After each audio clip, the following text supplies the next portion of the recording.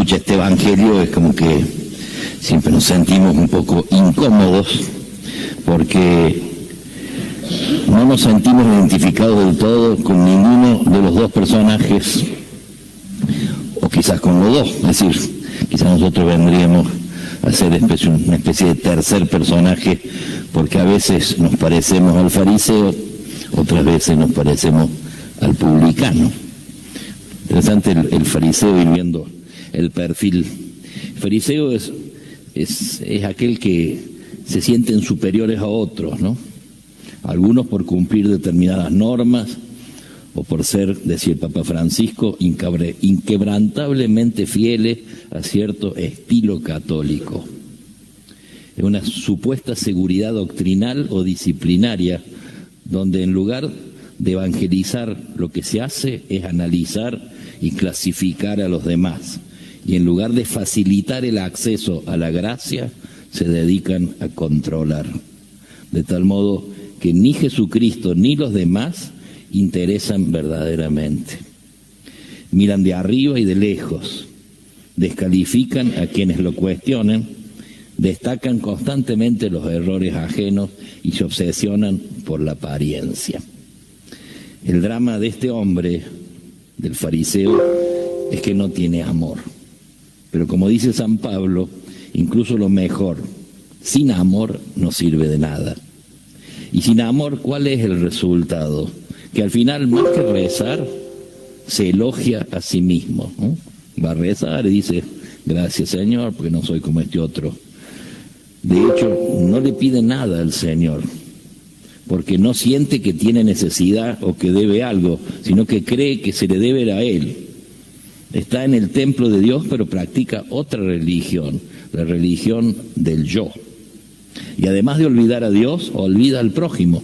Es más, lo desprecia, a quienes llama literalmente los demás. No soy como los demás, dice, no soy como el resto. Los demás para el fariseo son el resto, son los descartados de quienes hay que mantenerse a distancia. Cuando alguien se tiene por justo y está hinchado de su propia seguridad, es decir, cuando vive en su mentira, suele maltratar a sus prójimos, los desprecia porque no llegan a su altura, supone, porque no están al nivel, paradójicamente, entre comillas, de su santidad.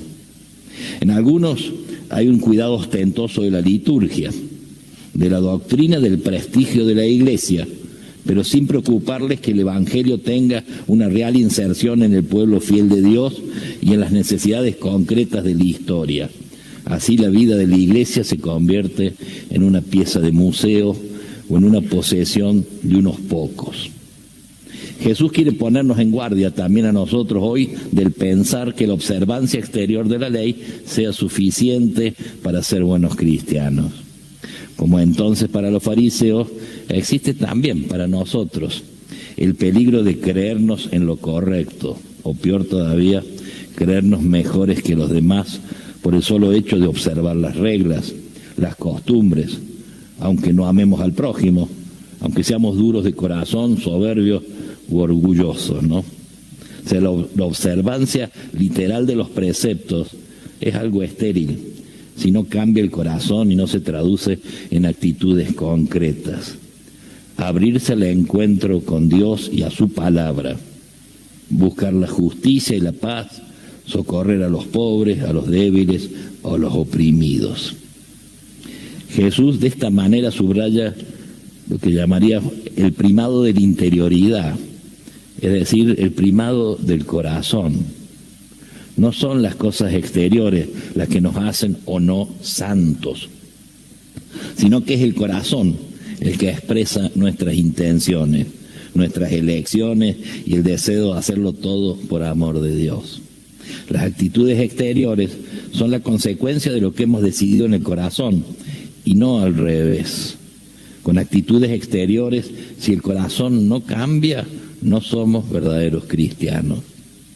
Esta actitud farisea se manifiesta en la oración, lo vemos acá en el Evangelio, está bien clarito, o sea, no es una acción de gracias, sino una satisfacción de sí mismo. Su oración, la oración de este fariseo, se limita a compararse Se limita a denunciar y exponer los defectos ajenos. No soy como los demás, dice, ¿no? Interesante, no está rezando, sino que se está mirando, se oye rezar. Es una oración centrada en la primera persona del singular.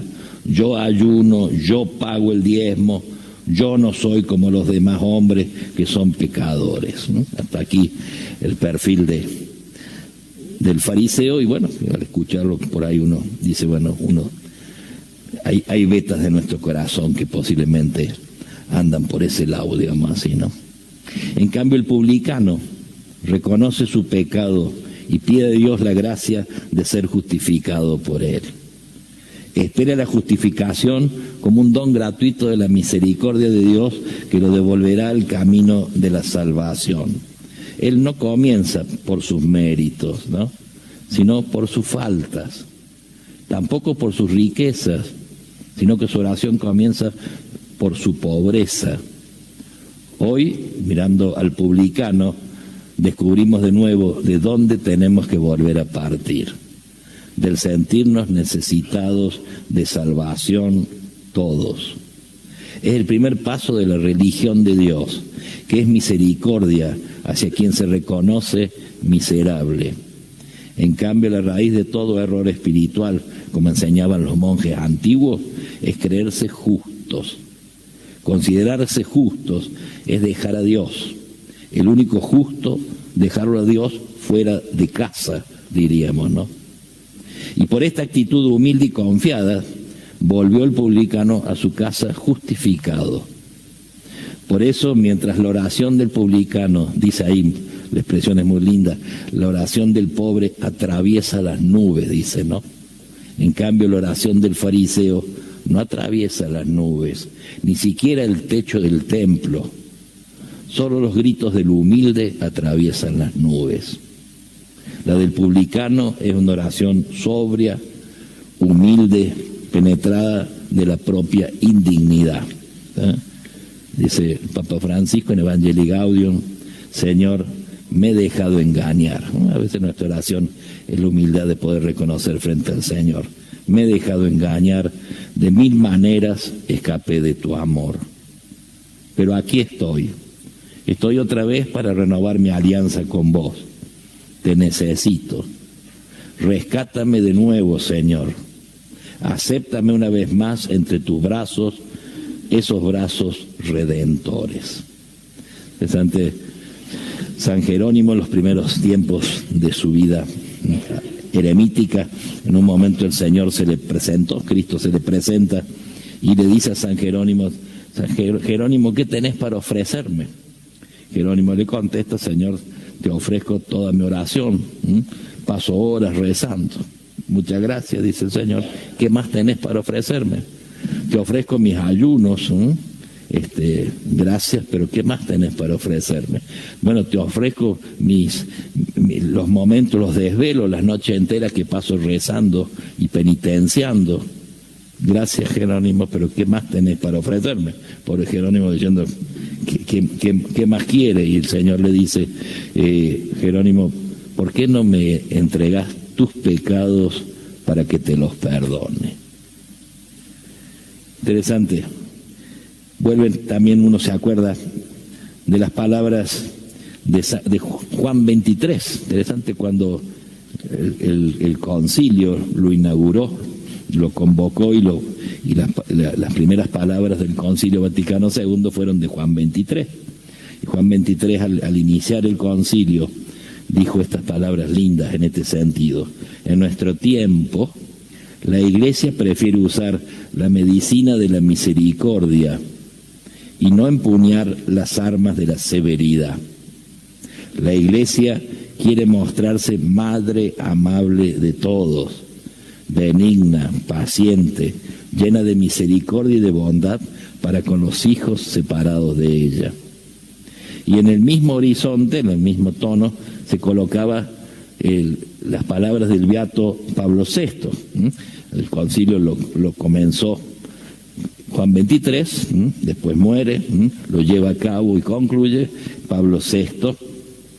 que en las palabras de él de la conclusión se expresaba también de esta manera. Queremos más bien hacer notar cómo el espíritu de nuestro concilio ha sido principalmente la caridad. La antigua historia del samaritano ha sido la pauta de la espiritualidad del concilio. Con el concilio ha enviado al mundo contemporáneo, en lugar de deprimentes diagnósticos, remedios alentadores. En vez de funestos presagios, mensajes de esperanza, que se vuelca en una única dirección: servir al hombre en todas sus condiciones, en todas sus debilidades, en todas sus necesidades. Quizá podamos repasar o poder en este día rumiar o examinar un poco esta doble dimensión, estos dos rostros, ¿no? A veces uno quizás es como el fariseo, donde muchas veces somos duros de juicio, donde muchas veces a la hora de mirarnos a nosotros mismos o rezar, a veces nos estamos comparando, o nos volvemos a veces inquisidores, nos volvemos jueces duros para los que piensan distinto de nosotros, ¿no? Max Alexander, el benedictino, decía aquello tan bien dicho, ¿no? ¿Cómo desearía encontrar a alguien que destile palabras de aliento y fraternidad? Alguien que acaricie con sus gestos, con sus ademanes, con su voz. Alguien que cure mis heridas con el bálsamo de su compasión. Alguien que se muestre hermano y amigo, inclinándose sobre mis espaldas agobiadas, haciendo latir su corazón solidariamente hermanado con el mío, dándome a entender y haciéndome saber que mis quebrantos son su quebranto, que a mi carga de dolor la ha hecho suya, compartiendo mi yugo y todo lo que desgarra el alma y despedaza el cuerpo. ¿Quién hay como el Señor Dios nuestro, que se abaja, que levanta del polvo al desvalido, que alza de la basura al pobre? Cuando el peso de la vida te abajó, te tiró por el piso, colocándote a ras del suelo, pegadito al polvo, no hay nada más alentador y hermoso que poder cruzar la mirada con el rostro del Señor y con un rostro hermano, con ojos que contemplan cegados por las lágrimas, con una sonrisa de aliento dibujada tímidamente en los labios, con manos llenas de callos que acarician los dolores con ternura.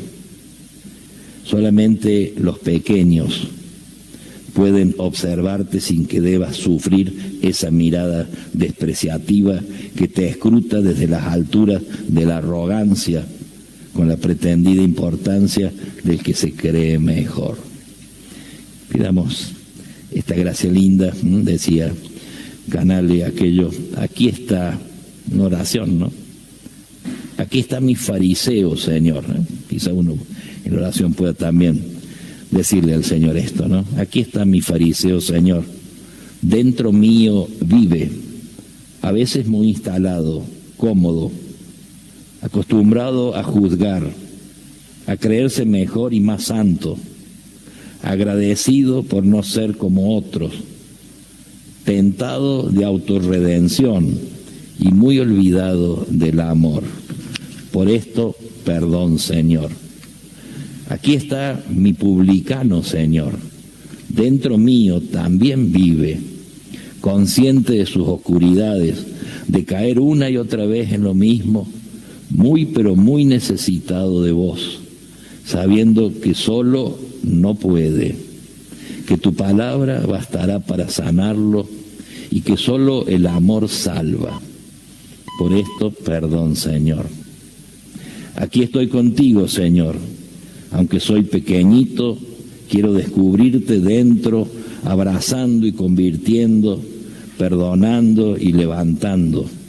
También quiero descubrirte fuera en cada hermana y hermano para caminar la vida juntos. Necesitamos de tu misericordia, Señor.